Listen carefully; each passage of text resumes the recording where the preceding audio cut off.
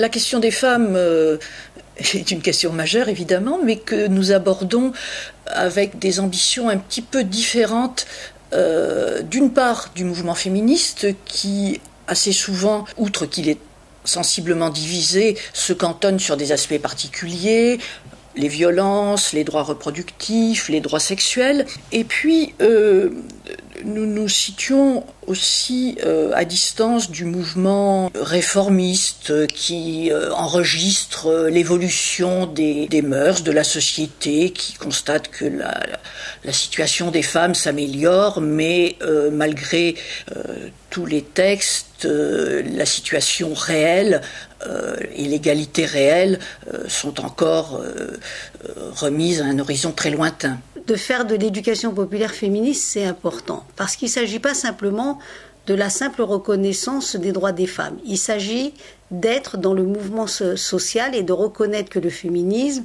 est dans le mouvement social et qu'on ne peut pas le laisser être un seul sujet uniquement des femmes, qu'il concerne les hommes aussi, qu'il concerne l'humanité entière, parce qu'il faut pouvoir aller et remettre en cause aujourd'hui la société actuelle, mais surtout la société patriarcale actuelle. Et bon, il y a eu beaucoup d'acquis théoriques sur la domination des hommes, mais ce qui manque peut-être, c'est que les femmes s'approprient ces analyses pour l'appliquer à leurs conditions concrètes. Et dans l'éducation populaire, on peut partir justement de ce vécu, c'est ce que nous pensons en tout cas, pour à la fois une émancipation dans les têtes, dans les représentations et dans les pratiques. Et cela, comme l'a dit Soad, à la fois pour les hommes et pour les femmes, bien entendu. Le féminisme est un combat et c'est un combat qui est transversal.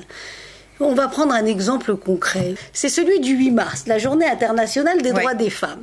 Nous sommes dans une journée qui est une journée de lutte et qui est banalisée, commercialisée. Et comme je le dis, le capitalisme s'empare de tout et de tous les concepts. C'est-à-dire qu'aujourd'hui, on est en train de transformer la journée internationale de lutte pour les droits des femmes, qui est une journée de revendication où les femmes devraient être en train de revendiquer leurs droits, par exemple au sein de l'entreprise, pour une égalité salariale, une égalité professionnelle, et on la transforme en journée de la fête des femmes, où on va offrir des fleurs, où on va vous offrir une boîte de maquillage, où on va vous offrir une séance de manucure ou de massage, etc.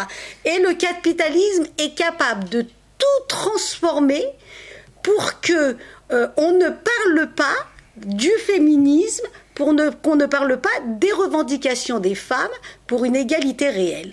La société, elle évolue, la façon dont se construisent les familles évolue, et on ne peut pas rester sur une charge mentale qui ne reste que sur une seule personne dans le couple.